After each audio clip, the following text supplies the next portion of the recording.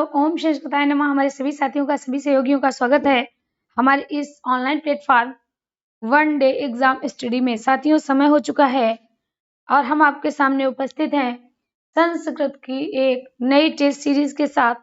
और साथियों, जैसा हमने आपसे वादा किया था, हमने आपसे प्रॉमिस किया है, वादा किया है कि हम जल्दी से आपका टॉपिक वाइज रिवीजन पूरा कराएंगे। और इसी श्रृंखला में साथियों, कल से हमारी मैराथन क्लास स्टार्ट होगी। संस्कृत के टॉपिक वाइज यानी चैप्टर वाइज पूरा का पूरा मैराथन करा के आपका सिलेबस कंप्लीट कराएंगे। गुड आफ्टरनून सभी को, गुड आफ्टरनून। और सभी को जुड़ने के लिए सहृदय धन्यवाद। जो हमारे साथी लाइव आ चुके हैं और जिन्होंने अभी तक लाइक नहीं किया है वो प्लीज लाइक कर दें। और शुरू करते हैं हम अपने टेस्ट सीरीज को। क्लियर? तो हमारे सभी साथी तैयार हो चुके होंगे और बात करते हैं साथियों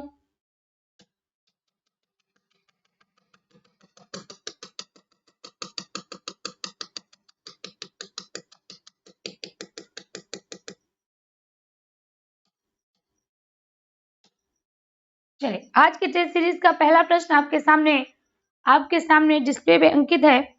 प्रश्न है, पठित्वा में प्रकृति एवं प्रत्यय है। क्या कह रहा है?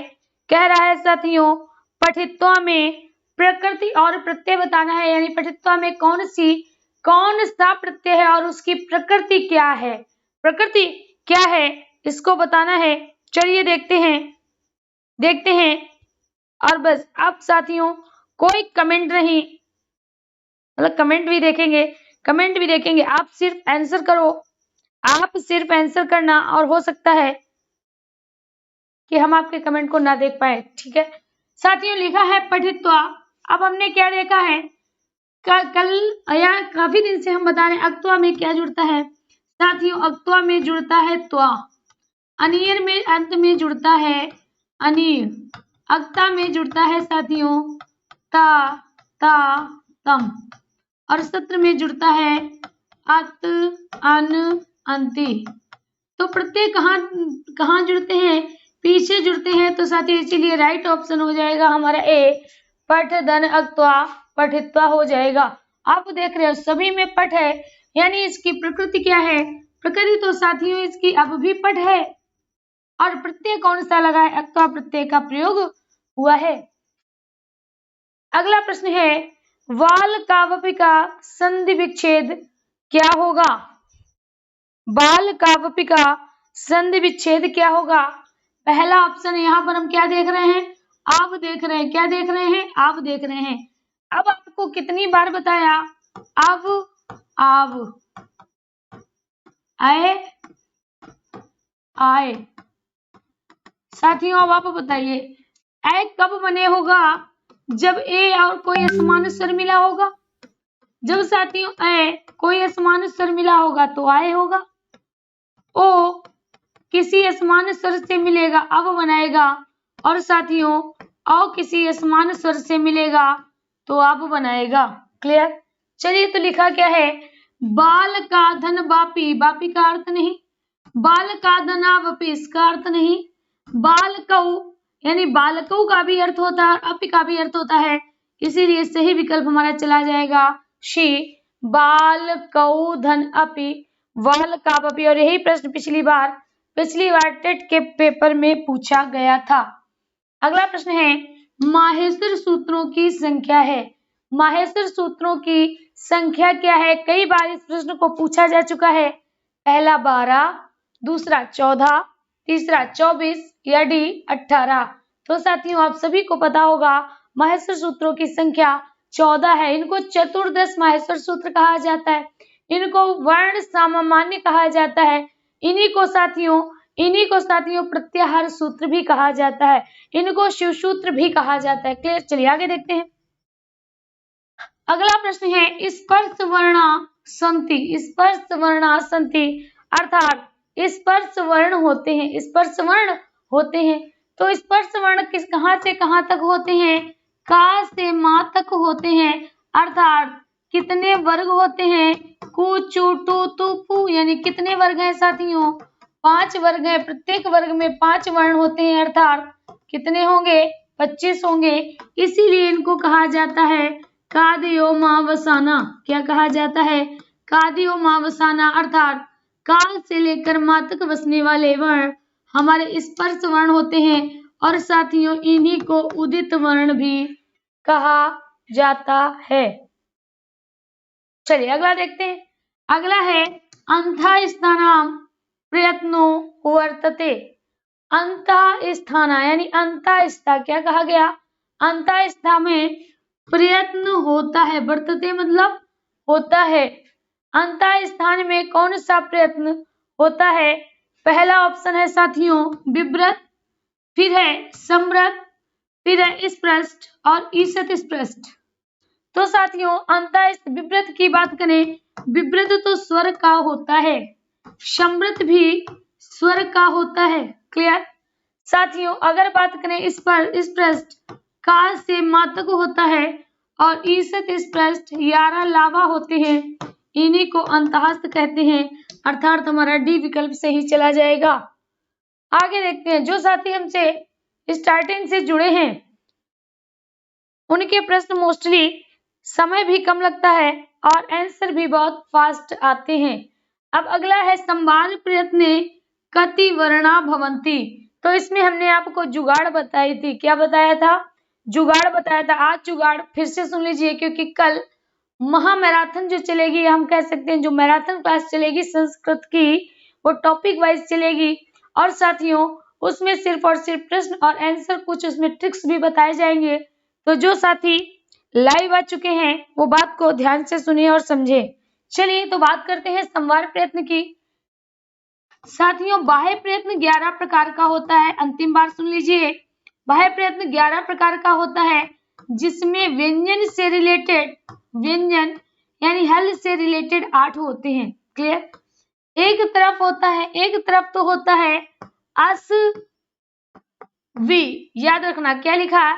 अस वी, और दूसरी तरफ है ना सस, ना सस। ठीक है साथियों, यहाँ पर हमने बताया था अस बिखर। क्या बताया था? अस बिखर यानी खर प्रत्याहार।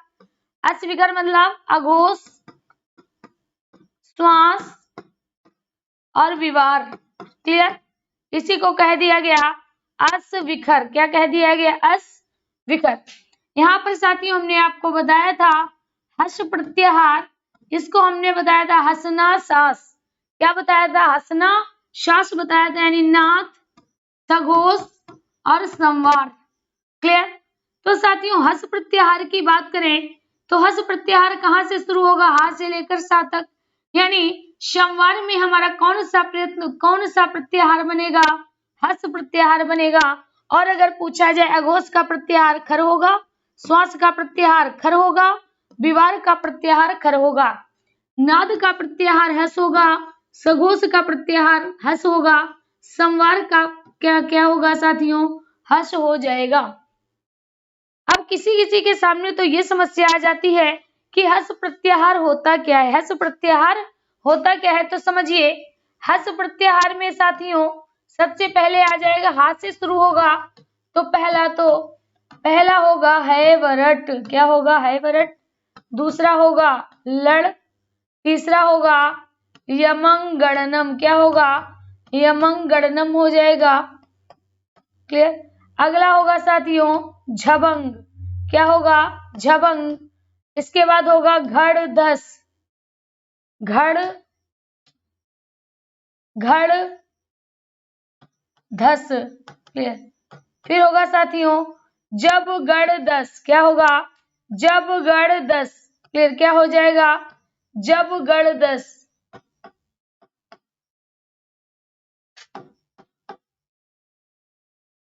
जब गढ़ 10 हो जाएगा। क्लियर? यानी अंतिम वर्ण तो निकल जाएंगे, अंतिम वर्ण की तो इति संज्ञा हो जाएगी। क्लियर? अब देख ले कितने वर्ण है? 1 2 3 4 5 6 7 8 9 10 11 12 13 14 15 16 17 18 19 20। तो साथियों कितने वर्ण हो गए? 20 वर्ण हो जाएंगे। कितने वर्ण होंगे? 20 वर्ण हो जाएंगे। कंठस्थ कर लीजिए वहां पर हो सकता है आपसे कोई भूल हो जाए तो इनको कंठस्थ कर लीजिए। अगला प्रश्न है अल्प प्राण प्रयत्ने कति वर्णा। अल्प प्राण पूछा गया है तो साथियों प्राणत्व के आधार पर दो भाग होते हैं। प्राणत्व के आधार पर दो भाग होते हैं। पहला तो हमारा अल्प प्राण होता है और दूसरा हमारा महाप्राण होता है। अल्प प्राण किसी वर्ग का पहला, तीसरा, पांचवा वर्ण होगा और इसके बाद 11 लावा हो जाएंगे। ठीक है, तो साथियों वर्ग कितने होते हैं? वर्ग तो 5 होते हैं ना। एक वर्ग में 3 वर्ण तो 5 वर्ग में 15 तो ये हो गए। 1 2 3 4 ये हो गए तो कितने हो जाएंगे? 19 हो जाएंगे अल्प प्राण में। महाप्राण में दूसरा और चौथा वर्ण होता है।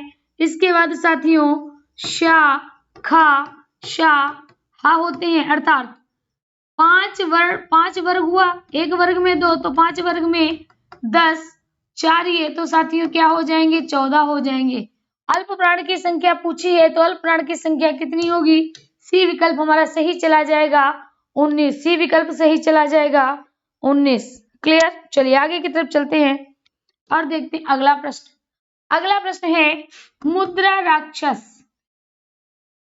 साथियों ये क्वेश्चन कई बार पेपर में रिपीट हुआ है, हर बार पूछा गया है और बार बार पूछा गया है। कहने का मतलब है अगर आपकी पेपर टेट का हो तो जूनियर में नहीं पूछा जाएगा तो प्राइमरी में पूछा जाएगा, प्राइमरी में नहीं होगा तो जूनियर में होगा। इस प्रश्न को बार बार रिपीट किया गया है। चलिए देखते हैं मुद्रा राक्षस को किसने लिखा है। तो सभी को पता होगा मुद्रा राक्षस किसने लिखा है साथियों? विशाख दत्त ने। मुद्रा राक्षस को किसके द्वारा लिखा गया है साथियों? विशाख दत्त के द्वारा लिखा गया है। साथियों अगर पूछा जाए कि इसके कितने भाग हैं, कितने अंकों में विभाजित है? 7 अंकों में विभाजित है। किसमें? 7 अंकों में विभाजित है क्या साथियों? नाटक है। क्या है? नाटक है। और कौन सा प्रधान रस है? रस भी बहुत पूछा जा सकता है तो याद रखना कौन सा रस है साथियों? वीर रस है। वीरता का वर्णन है मुद्रा के द्वारा। मुद्रा मतलब अंगूठी के द्वारा राक्षस को पर नियंत्रण, अंगूठी द्वारा राक्षस को नियंत्रित करने की कथा का वर्णन है मुद्रा राक्षस में। क्लियर? तो साथियों अब आप बताइए कि इसमें कितने अंक है? तो राइट ऑप्शन क्या हो जाएगा? बी हो जाएगा 7। चलिए आगे बताइए। अगला प्रश्न है रत्नावली किसकी नायिका है? पूछा जा रहा है रत्नावली किसकी नायिका। ये नहीं पूछा जा रहा है कि रत्नावली किसकी पत्नी है, कहा गया रत्नावली की किसकी नायिका है। रत्नावली किसकी नायिका है? तो साथियों पहला है रत्नाकर। क्या है? पहला है रत्नाकर, दूसरा है हर्ष, तीसरा है कालिदास, चौथा है भवभूति। भवभूति की प्रसिद्ध पुस्तक है, भवभूति की प्रसिद्ध पुस्तक है, सभी को पता होगा। ये भी हम पुस्तकों के बारे में आगे जो क्लास लेंगे उसमें बताएंगे। वैसे साथियों जो बात बता रहे हैं उसको ध्यान से सुन लेना। रत्नावली किसने लिखी है? रत्नावली किसने लिखी है? हर्षवर्धन ने। किसने लिखी है? हर्षवर्धन ने। ठीक है, रत्नावली किसने लिखी है? हर्षवर्धन ने। ठीक, पहला बात तो यहाँ पर बी विकल्प हमारा सही चला जाएगा। ये बात आप पहले समझ लीजिए। यानी रत्नावली नायिका, रत्नावली किसकी नायिका है? यहाँ नाटिका लिखा है, ठीक है, इसको सही कर लीजिए नायिका। तो किसकी नायिका है? हर्षवर्धन की नायिका है। उन्होंने क्या लिखा है? रत्नावली लिखा है। को क्या लिखा है? रत्नावली लिखा है। तो पहला रत्नावली किसकी नायिका है साथियों? हर्षवर्धन की है। हर्षवर्धन ने एक और लिखा है प्रियदर्शिका। क्या लिखा है? प्रियदर्शिका। और साथियों लिखा है नागानंद, सौंदरानंद नहीं। क्या लिखा है? नागानंद। तो पहली कौन सी हो गई? रत्नावली, प्रियदर्शिका और नागानंद। रत्नावली, प्रियदर्शिका और नागानंद। बोलो यहाँ तक किसी को कोई दिक्कत? यहाँ तक किसी को कोई दिक्कत? सारी चीजें बता रहे हैं, अब ध्यान से सुनना साथियों। अगली है कालिदास। कालिदास की 7 रचनाएं हैं। कालिदास की 7 रचनाएं हैं। सातों सुन लीजिए क्योंकि सातों महत्वपूर्ण है। पहले आते हैं महाकाव्य। महाकाव्य कौन से हैं? रघुवंशम है और सौंदरानंद है। अरे भाई कौन सा है? कुमार संभव है। इसी में आधे लोग कमेंट करने लगे कौन सा है? रघुवंशम है और कुमार संभव। कौन सा है? रघुवंशम और कुमार संभव। क्लियर? रघुवंशम और कुमार संभव। अगला आ जाइए। एक साथियों इन्होंने गीत काव्य लिखा। क्या लिखा? गीत काव्य लिखा। गीत काव्य कौन सा है? ऋतु संहार। क्लियर? एक साथियों इन्होंने खंड काव्य लिखा। खंड काव्य कौन सा है? मेघदूत। क्या है? मेघदूत। अगला आ जाइए साथियों, इन्होंने 3 नाटक लिखे हैं। मोस्ट इंपॉर्टेंट है, 3 नाटक लिखे हैं। 3 क्या लिखे हैं? नाटक लिखे हैं। कौन कौन से? विक्रमोर्वशीयम, विक्रमोर्वशीयम। अगला है अभिज्ञान शाकुंतलम, अभिज्ञान शाकुंतलम, विक्रमोर्वशीयम, अभिज्ञान शाकुंतलम। 3 इनके नाटक प्रमुख है। फिर से देखिए कौन कौन सा है साथियों? अभिज्ञान शाकुंतलम, अभिज्ञान शाकुंतलम, विक्रमोर्वशीयम, और एक नाटक का नाम है याद नहीं आ रहा है। अभिज्ञान शाकुंतलम, मालविकाग्निमित्रम। कौन सा है? मालविकाग्निमित्रम। कभी कभी चीजें नहीं याद रहती हैं, माइंड से स्लिप हो जाता है। मालविकाग्निमित्रम साथियों याद कर लेना, विक्रमोर्वशीयम, अभिज्ञान शाकुंतलम और मालविकाग्निमित्रम। बोलो यहाँ तक किसी कोई दिक्कत? अब आ जाइए भवभूति की। भवभूति की साथियों जो रचना है वो बहुत महान है, इसीलिए भवभूत ने लिखा है, भवभूत ने लिखा है उत्तर रामचरितम। और किसमें इसमें प्रमुख या प्रधान रस है? करुण रस। कौन सा है? करुण रस। कुछ कुछ प्रश्न ऐसे आते हैं जो कि बताना बहुत ज्यादा जरूरी हो जाते हैं। क्लियर? इससे कई प्रश्न बन सकते हैं, इसीलिए इसको हमने आपको पूरा बता दिया। अगला आ जाइए साथियों, अगला है रत्नाकर। क्या है? रत्नाकर। तो रत्नाकर की प्रमुख पुस्तक है हरविजय। कौन सी है? हरविजय। ठीक है, तो ये सारी की सारी रचनाएं आपके लिए पेपर के लिए मोस्ट इंपॉर्टेंट है। इनमें 100% किसी ना किसी से तो एक प्रश्न बनेगा, किसी ना किसी से तो एक प्रश्न बनेगा। क्लियर बात? चलिए आगे बढ़ते हैं। अगला है मृच्छकटिकम का संधि विच्छेद करिए जल्दी से, क्योंकि समय आपका काफी, एक प्रश्न में काफी समय लग गया। प्रश्न है साथियों मृच्छकटिकम। तो आप देख रहे हो पहले क्या लिखा? मृच्छकटिकम। ये तो ऐसे ही बांट दिया गया। अगर कहीं पे हमें चा छा मिल जाए तो 3 नियम लगते हैं। चलिए आगे देखते हैं क्या लिखा? मृच्छक। मृच्छक का अर्थ नहीं है, टिकम का भी नहीं है। अगला है मृतधन सटिकम। साथियों मृतधन सटिकम। अगला है मृच्छधन सकटिकम। क्या लिखा है? मृच्छधन सकटिकम। तो साथियों राइट क्या होगा? जब ता का मेल, जब ता का मेल सा से होता है, किससे? सा से होता है, तो इसको सही कर लेना। यहाँ पे होगा सकटिकम। क्या होगा? सकटिकम होगा। तो साथियों राइट ऑप्शन क्या होगा? सी हो जाएगा। राइट ऑप्शन सी होगा, मृतधन सकटिकम। मृतधन सकटिकम साथियों राइट आंसर होगा, क्योंकि जब ता का मेल सा से होता है तो ता चा में और सा छा में बदल जाता है। क्लियर? इस तरह से क्या हो गया? मृच्छ कटिकम। क्या हो गया? मृच्छ कटिकम। क्लियर? चलिए आगे की तरफ बढ़ते हैं और देखते हैं अगला प्रश्न। अगला प्रश्न है साथियों विष्णु सहस्त्रनाम। विष्णु सहस्त्रनाम स्रोत किस ग्रंथ से प्राप्त होता है? अब मोस्टली साथी विष्णु पुराण को टिक लगा के आएंगे। मोस्टली साथी हमारे जिन्होंने पढ़ा नहीं होगा विष्णु पुराण को टिक लगा के आएंगे, क्योंकि क्या है? विष्णु के सहस्त्र नाम का उल्लेख किसमें है? तो लिख देंगे विष्णु पुराण में। किसमें? विष्णु पुराण में। साथियों किसमें होगा? सी ऑप्शन हमारा सही चला जाएगा, महाभारत। किसमें? महाभारत, अर्थात सी विकल्प हमारा राइट चला जाएगा। अगला प्रश्न है रघुवंश के किस राजा ने नंदिनी गाय की सेवा की? किस राजा ने, रघुवंशम के किस राजा ने नंदिनी गाय की सेवा की थी? ए मनु, बी दिलीप, सी रघु, डी अज। तो साथियों राइट ऑप्शन क्या होगा? वी विकल्प हमारा राइट हो जाएगा, दिलीप। किसकी की थी? दिलीप ने की थी। किसकी की थी? नंदिनी गाय की सेवा की थी। किसकी? नंदिनी गाय की सेवा की थी। तो याद रखना सेवा राजा दिलीप ने की थी और गाय का नाम था नंदिनी। गाय का नाम क्या था? नंदिनी था। अगला प्रश्न रघुवंशम से बन जाता है। रघुवंशम में कितने सर्ग हैं? 19 सर्ग हैं। कितने सर्ग हैं? 19 सर्ग हैं। क्लियर? चलिए आगे की तरफ बढ़ते हैं। और देखते हैं अगला प्रश्न। अगला प्रश्न है उत्तर रामचरितम का प्रधान रस। उत्तर रामचरितम का प्रधान रस अभी कुछ क्षण पहले बताया साथियों, अभी कुछ क्षण पहले बताया था कि उत्तर रामचरितम को किसने लिखा है? भवभूति ने लिखा था कि नहीं लिखा था?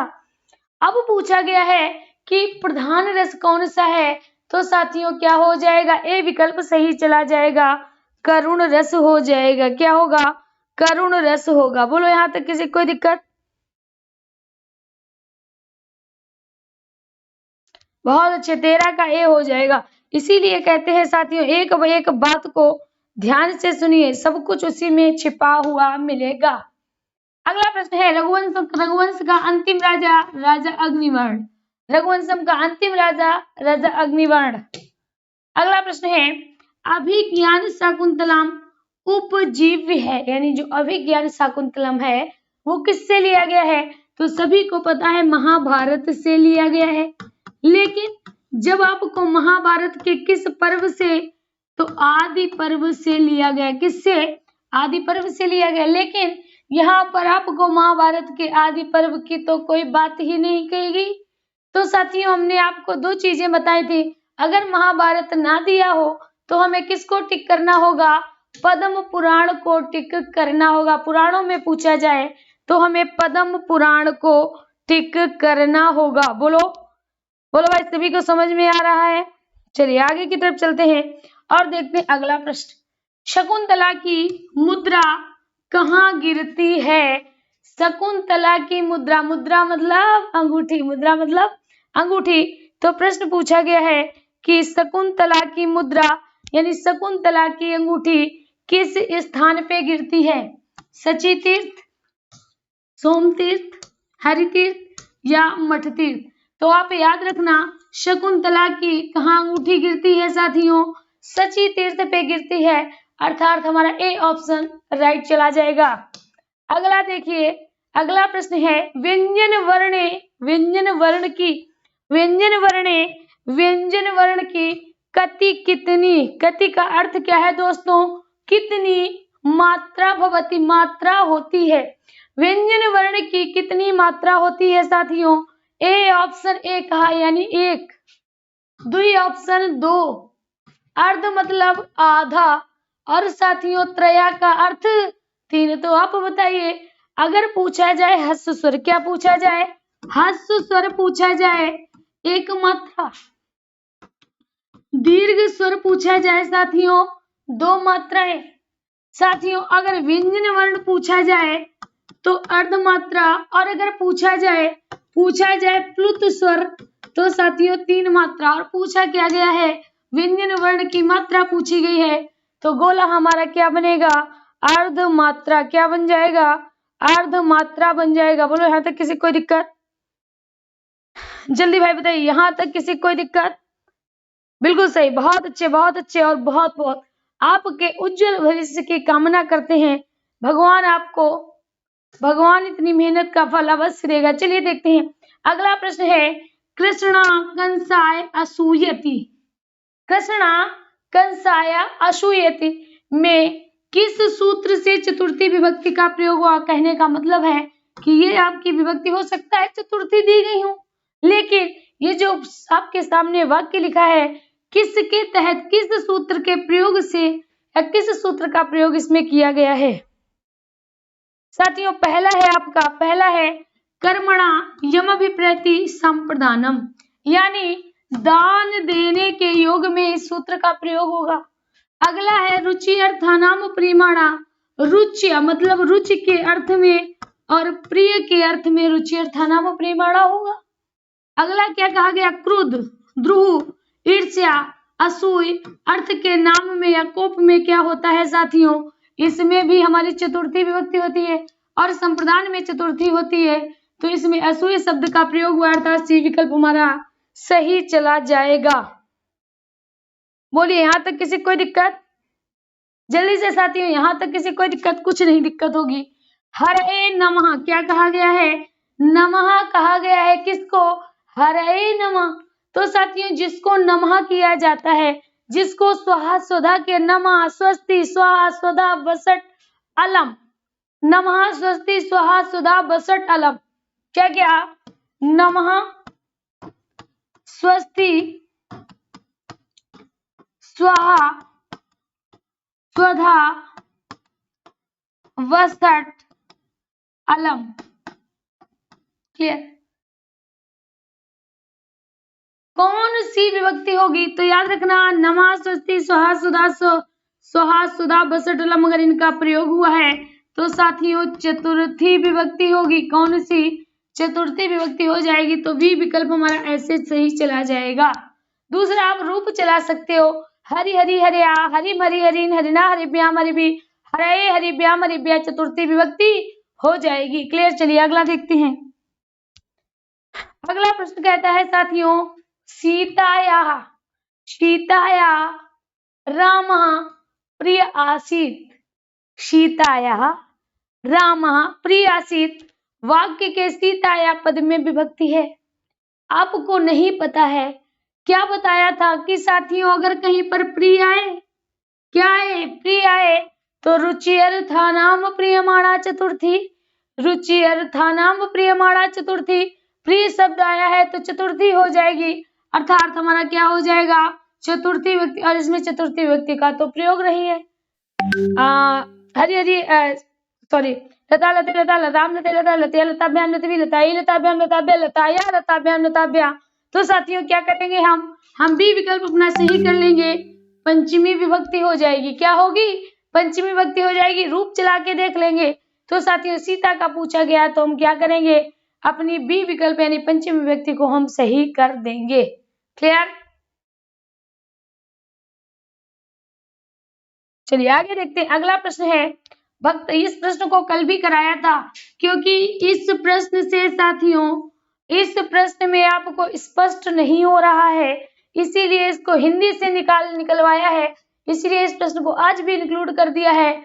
भक्ता गंगायाम स्नानम करोति। अब आपको पता है भक्ता को क्या कहते हैं? भक्ता को भक्त कहा जाता है, भक्ता को भक्त कहा जाता है। गंगायाम, गंगा में, चलिए हम में नहीं लगाते, गंगा लगा लिया। अब स्नान करता है, भक्त गंगा का स्नान करता है या गंगा में स्नान करेगा? बताइए आप। तो आप कहोगे मैम गंगा में स्नान करता है, कहोगे कि नहीं कहोगे? तो कर्ता ने कर्म को करण से संप्रदान के लिए अपादान से संबंध काके के आरारी रे, अधिकरण में यहाँ पर साथियों तो कौन सी आ रही? सप्तमी आ रही है। बिना सोचे समझे सप्तमी में लगा दो और आपका कल्याण हो जाएगा। क्या हो जाएगा? कल्याण हो जाएगा। चलिए देखते हैं अगला। अगला क्या लिखा है? अगला लिखा है कालिदास के नाटकों की संख्या है। अगला लिखा है साथियों कालिदास के नाटकों की संख्या कितनी है? A option 3, B option 2, C option 4, D option 7। अगर पूछा जाए महाकाव्य 2 रघुवंशम और दूसरा भी बताया था कुमार संभव। क्या? कुमार संभव। एक तो रघुवंश और दूसरा कुमार संभव, ये साथियों क्या है? महाकाव्य है। रघुवंशम में 19 है और इसमें 17 है। बात समझ में आ गई? लेकिन पूछा गया है नाटक की संख्या, तो नाटक कितने हैं मेरे भाइयों? 3 है। कितने? 3। कौन कौन से? मालविकाग्निमित्रम, विक्रमोर्वशीयम और अभिज्ञान शाकुंतलम, जिसमें अभिज्ञान शाकुंतलम विश्व का, किसका? विश्व का सबसे बढ़िया नाटक है अभिज्ञान शाकुंतलम। क्लियर? कौन? अभिज्ञान शाकुंतलम साथियों विश्व का सबसे अच्छा, विश्व का सबसे अच्छा नाटक कौन सा है? अभिज्ञान शाकुंतलम। क्लियर? चलिए आगे की तरफ चलते हैं। तो साथियों इसमें राइट ऑप्शन क्या होगा? ए हो जाएगा। अगला प्रश्न है विश्व का प्रसिद्ध नाटक। देखिए आ गया, विश्व का प्रसिद्ध नाटक बताइए। अभिज्ञान शाकुंतलम, उत्तर रामचरितम, महावीर चरितम या मृच्छकटिकम? जल्दी से बताइए, देखते हैं आपके कमेंट।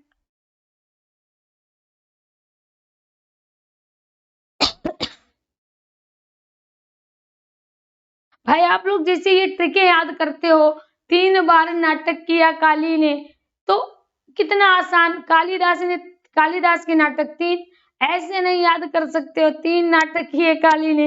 ये भाई हमको भाई ट्रिक वाला हमको नहीं पल्ले पड़ता है, ठीक है, हमें ट्रिक कभी पल्ले नहीं पड़ी, हमें अपना भाई अपना पढ़ लो, एक बार समझ लो, वो ज्यादा बढ़िया लगता है। चलिए भाई इसका आंसर करिए, विश्व का प्रसिद्ध नाटक कौन होगा? ए अभिज्ञान शाकुंतलम हो जाएगा, अभिज्ञान शाकुंतलम। क्लियर, बिल्कुल सही, Mahabharat Padma Purana, very very good. किससे लिया गया है? तो महाभारत या पद्म पुराण से, वेरी गुड। चलिए आगे देखते हैं, अगला प्रश्न है, प्रश्न इसको करवा चुके थे, चलिए आगे देखते हैं। अगला है स्वागतम पदे उपसर्गा, स्वागतम पदे उपसर्गा, जल्दी से बताइए। अब इसमें कुछ लोग स्वा करेंगे, अब कुछ लोग सु करेंगे, दोनों सही है, हम स्वा भी कह सकते हैं सही है और सु भी कह सकते हैं सही है। संधि विच्छेद करेंगे, देखिए स्वागतम हमने आपको बताया उपसर्ग कहाँ लगता है। अब आप अगर ये कह दो कि मैम आपने तो कहा है कि संधि विच्छेद से निकल आएगा, उपसर्ग हमेशा आगे लगेगा। अब अगर आप ये कहो कि हमने स्वागतम लिख लिया आगे, हमने क्या किया? स्वागतम लिख लिया, अब स्वागतम में जो आगे जुड़ा होगा वही उपसर्ग होगा, है ना? क्लियर है ना? तो इसमें क्या होगा? पहला ऑप्शन है स्वा, क्या है? स्वा है, और दूसरा ये स्वा। अगर हम साथियों ये स्वा निकालेंगे तो गतम बचेगा, अच्छा ये वाला स्वा निकालेंगे तो आगतम बचेगा, ये वाला स्वा निकालेंगे ये सा। साथियों अब क्या हो गया? अब हम हो गए कंफ्यूज, निकाल ही नहीं पा रहे हैं, सारी ट्रिकें कर दी। तो एक जुगाड़ थी जो हमने आपको याद कराए थे, उपसर्ग, उपसर्ग याद कराया था, बी सम सु, बी सम सु। क्या स्वा याद कराया? नहीं कराया, स्वा कोई उपसर्ग होता ही नहीं है, श्वा भी उपसर्ग नहीं होता है, और साथियों सा भी नहीं होता है। तो राइट ऑप्शन हमारा क्या हो जाएगा? शु हो जाएगा, सुधनागतम। क्या? सुधनागतम, अर्थात क्या विकल्प सही होगा? साथियों सी विकल्प हमारा राइट चला जाएगा। चलिए आगे की तरफ चलते, अगला प्रश्न देखते हैं। परिमाणम जुड़ा उपसर्ग, परिमाण में जुड़ा उपसर्ग कौन सा है? प्रा, परि, परा, पर। तो साथियों प्रा की बात करें, प्रा, परा, परि, प्रति, प्रा, परा, प्रति और परि, 5 से 4 उपसर्ग बताए थे, बोलिए बताए थे कि नहीं बताए थे? तो साथियों यहाँ पर हम क्या देखेंगे? परि में अगर हम परि को निकालेंगे, उपसर्ग आगे जुड़ते हैं और पीछे हमारा शब्द होगा। तो अगर इसमें हम प्रा तो है ही नहीं, प्रा है नहीं, परा भी नहीं है क्योंकि परि लिखा है, परा भी नहीं है। पर की बात करें, पर तो इमाणम हो जाएगा, ये भी नहीं है, तो क्या होगा? परिधन मानम। क्या होगा साथियों? अगर पूछा जाए शब्द क्या बनेगा, तो परिधन मानम। कारण है जब रा का मेल, जब अंतिम रा हो और रा का मेल ना से होता है तो ना ड़ा में बदल जाता है, तो परिमाणम हो जाएगा। क्लियर? तो साथियों कौन सा विकल्प राइट होगा? वी विकल्प हमारा राइट हो जाएगा, वी विकल्प राइट हो जाएगा। अब साथियों सभी से कहना है, अभी आपके अंतिम प्रश्न बचे हैं, बहुत से प्रश्न बचे हैं, कहना चाहेंगे कि अब आपका टॉपिक वाइज, आप कह रहे थे मैम टॉपिक वाइज लाइए, topic wise per day 100 questions की सीरीज कराई जाएगी। इसकी 100 क्वेश्चंस की, या इससे प्लस भी हो सकते हैं, 100 प्लस क्वेश्चन की सीरीज पर डे कराई जाएगी। समय आपका 1 बजे का ही रहेगा, हो सकता है समय चेंज हो सकता है समय भी बदल जाए, लेकिन आप देख लेना मोस्टली 1 ही बजे का समय रखा जाएगा। समय आपके पास नहीं है, आपका क्विक रिवीजन कराना है। क्या? क्विक रिवीजन कराना है मैराथन से। क्लियर? चलिए तो फिर आगे देखते हैं क्या लिखा है। विलोकयन पदे प्रत्यया वर्तते, किस, और ये भी संस्कृत का, ये हम किसका बता रहे हैं? संस्कृत का परडे। विलोकयन पदे प्रत्यया वर्तते, विलोकयन में प्रत्यय होगा।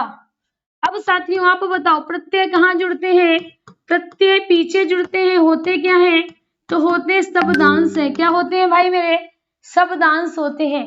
पहला है सत्र, क्या है?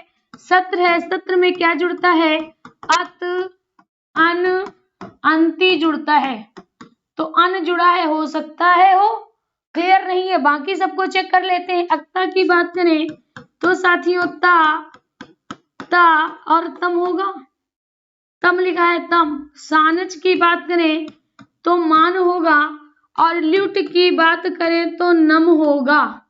क्लियर? लिखा है बिलोकेयन, क्या लिखा है? बिलोकेयन लिखा है, अर्थात ये हो सकता है अन, ये तो होगा नहीं, मान भी नहीं होगा, मान क्योंकि यह लिखा है तो ल्यूट भी नहीं होगा। तो साथियों हमारा सत्र विकल्प ही राइट चला जाएगा, विलोक के धन अन, विलोक के धन अन, विलोक्यन।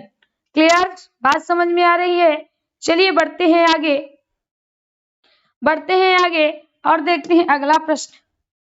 अगला प्रश्न है साथियों, माहेश्वर सूत्राणाम अपर नाम वर्तते।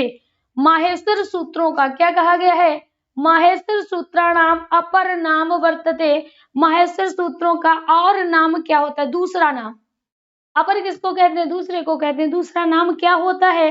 अक्षर सामान्य, बिल्कुल सही।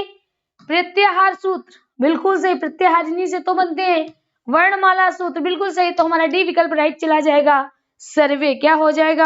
डी विकल्प राइट चला जाएगा, सर्वे। क्लियर? चलिए आगे देखते हैं और अगला प्रश्न है, अंतिम वर्णांत, अंतिम वर्ण से पहले क्या कहा गया है?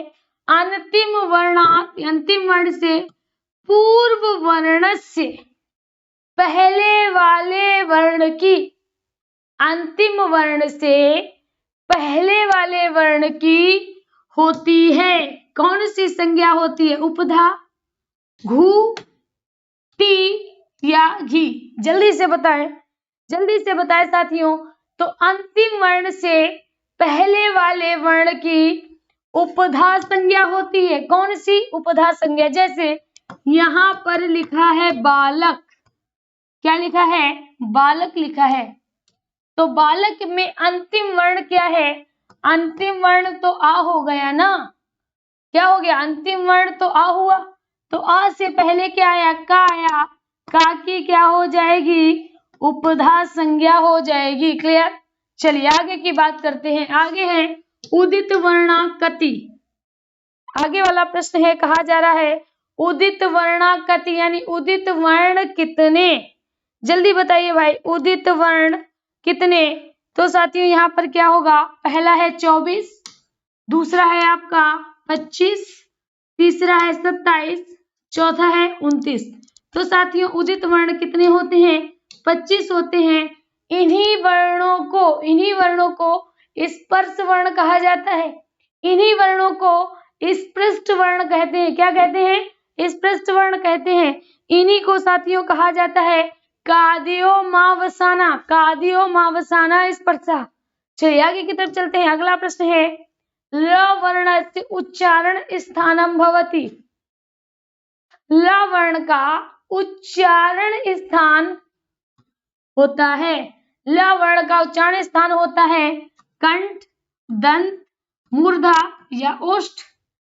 साथियों चलिए चलते हैं, कु, चू, टू, तू, पू। क्लियर? के, टी, एम, डी, ओ, आ, ई, री, ला, उ। अब आप बताओ पूछा क्या गया? ला पूछा गया है।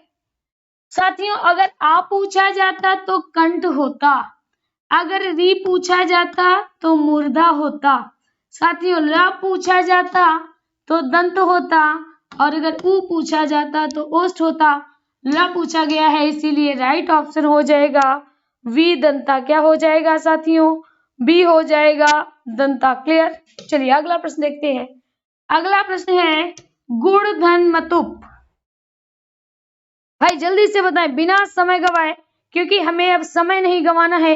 एक एक एक एक प्रश्न के साथ हमें फाइट करनी है। गुण मुतुप प्रत्यय।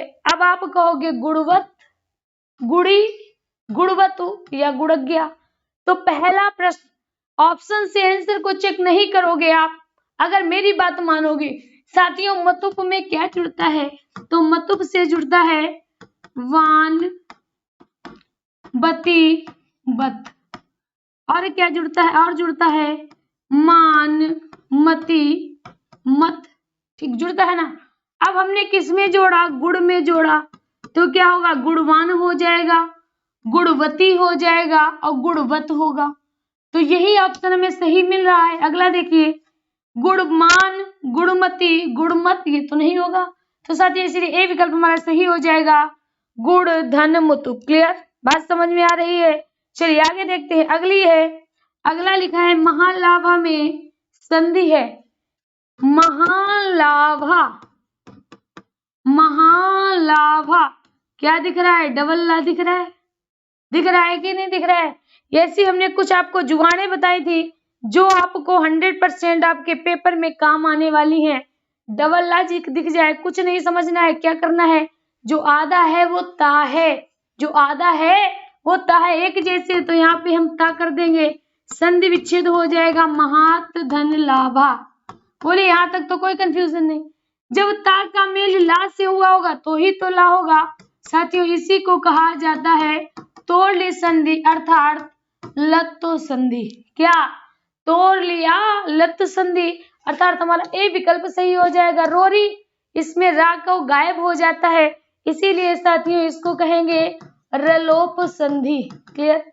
यहाँ पर साथियों यण का सूत्र है इको एड़च, यानी इक का यण हो जाना, इक का यण हो जाना इको एड़च कहलाता है। अयाधि एचओ एवा यावा, यानी एच का, एच प्रत्याहार का, जो एच प्रत्याहार होता है उसका आय अब हो जाना अयाधि संधि कहलाती है। क्लियर। चलिए आगे की तरफ बढ़ते हैं और देखते हैं अगला प्रश्न। अगले प्रश्न का फटाफट आंसर करिए, अगले प्रश्न का फटाफट आंसर करिए। लिखा है सा और ता वर्ग का, किसका? सा और ता वर्ग का, किससे? खा और ता वर्ग से। लिखते जाते हैं सा और ता वर्ग का, ता वर्ग को तू कहेंगे। क्लियर। का मेल हो करा दो, किससे? खाया ता वर्ग से। भाई करा दिया मेल, तो क्या होता है के योग से, योग कराया है ना, इनका योग कराओगे तो साया ता वर्ग के स्थान पर, यानी इनके स्थान पर खा और टा वर्ग आदेश हो जाता है, यानी इनके स्थान पर क्या हो जाएगा? खाया टा वर्ग हो जाएगा। क्या होगा? खाया टा वर्ग होगा, अर्थात हम क्या कह सकते हैं? ये होगा। चलिए साथियों जल्दी से बताइए कौन सा सूत्र लगेगा मेरे भाइयों, कौन सा सूत्र? सबसे पहले इस्तो इश्चुनास्तु, ये क्या कहता है, ये कब होगा, इसी से बता देते हैं, पहले वाले सूत्र से बता देते हैं। साथियों अगर इसका मेल सा या ता वर्ग से होगा, किससे? सा या ता वर्ग से होगा, तो साथियों इसका शा, इसका क्या हो जाएगा? शा या चा वर्ग हो जाएगा। क्या होगा? सा या चा वर्ग हो जाएगा। क्लियर। और इसी को कहते हैं, इसको कौन सा कहेंगे? इश्चुत संधि कहेंगे। क्या कहेंगे? इश्चुत संधि कहेंगे। फिर से समझ लीजिए, अगर सा या ता के बाद सा या चा है तो सा या चा हो जाता है, इसको कहते हैं इश्चुत संधि।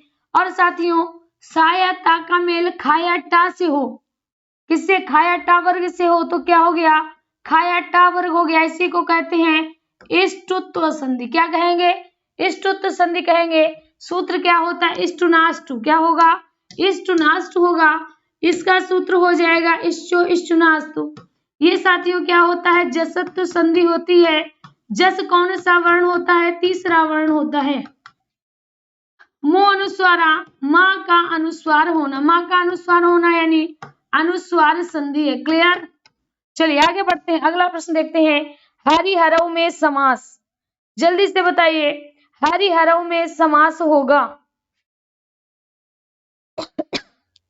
हरिहरऊ में समास होगा, कौन सा समास होगा साथियों? पहला अव्ययभाव, दूसरा द्वंद्व, तीसरा कर्मधारय, चौथा तत्पुरुष। अब पहले हम इसको अलग अलग करते हैं। क्या करेंगे? पहले इसको अलग अलग करेंगे। तो साथियों एक तरफ हो जाएगा हरि और दूसरी तरफ हो जाएगा हर, यानी इसका संधि विच्छेद होगा हरिश्च हरश्च। क्या होगा? हरिश्च हरश्च। क्लियर। तो साथियों दो पद निकले, एक तो हरि निकला और हर निकला। हरि किसको कहते हैं? विष्णु को कहते हैं, और साथियों हर किसको कहते हैं? महादेव को कहते हैं। आपने सुना होगा, कहा जाता है हर हर महादेव। क्या कहा जाता है? हर हर महादेव कहा जाता है कि नहीं कहा जाता है? तो साथियों यहाँ पर आप बताओ, अव्यय है? नहीं है। कर्मधारय विशेषण विशेष्य है? नहीं है।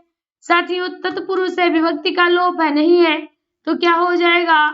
द्वंद्व समास हमारा राइट हो जाएगा, क्योंकि किसका बोध हो रहा है? बीच में चा का बोध हो रहा है।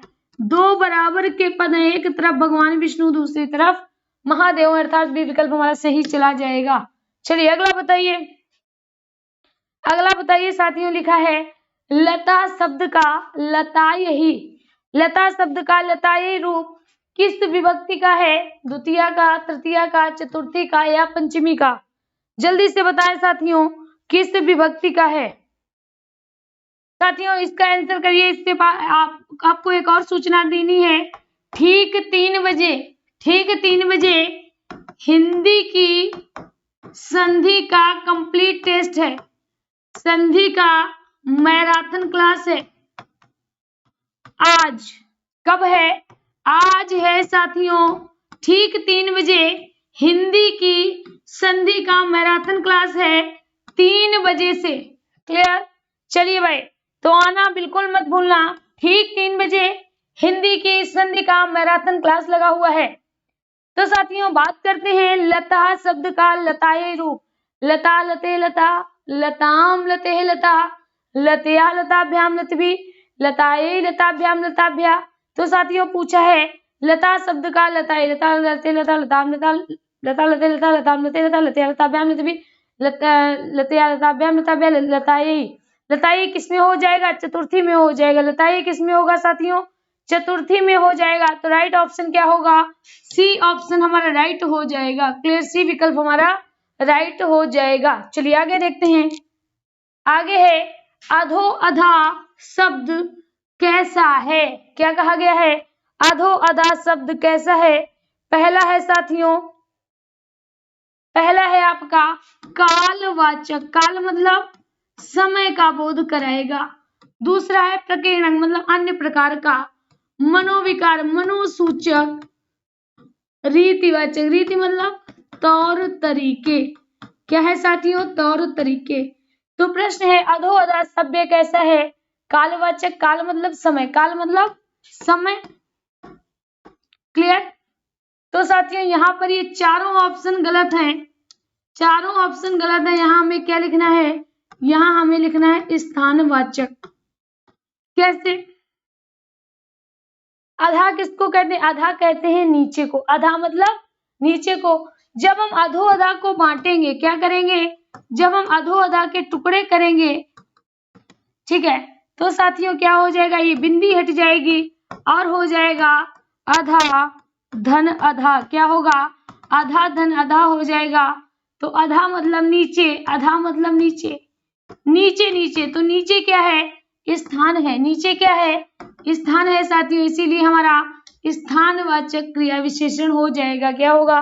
स्थानवाचक क्रिया विशेषण हो जाएगा। क्लियर? चलिए आगे देखते हैं।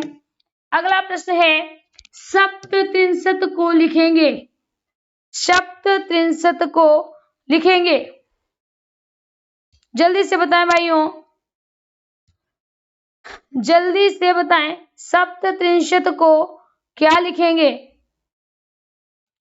सप्तत्रिंशत को क्या लिखेंगे? चलिए बात करते हैं। सप्तत्रिंशत पूछा गया है साथियों, इसको हम दो टुकड़ों में बांट लें। एक तो हमें संख्या मिल गई सप्त यानी 7, और दूसरी संख्या मिल गई त्रिंशत। त्रिंशत किसको कहते हैं? 30।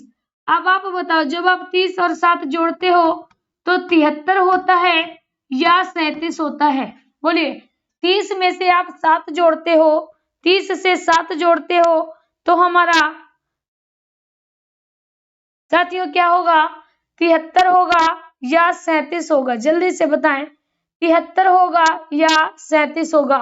तो हमारे साथी कह रहे हैं कि हमारा राइट ऑप्शन 37 होगा। 30 और 7 37 होगा, अर्थात कौन सा विकल्प होगा? 73 हो जाएगा। क्लियर? क्या होगा? 73 हो जाएगा। तो यहां तक बातें समझ में आई?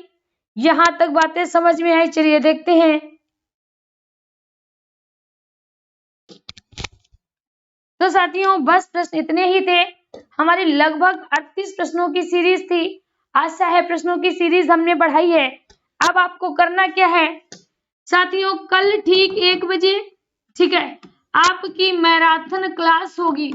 मैराथन क्लास होगी, लगभग समय रहेगा 1 से लेकर 3 बजे का समय रहेगा। मैराथन क्लास होगी टॉपिक वाइज। कैसी होगी?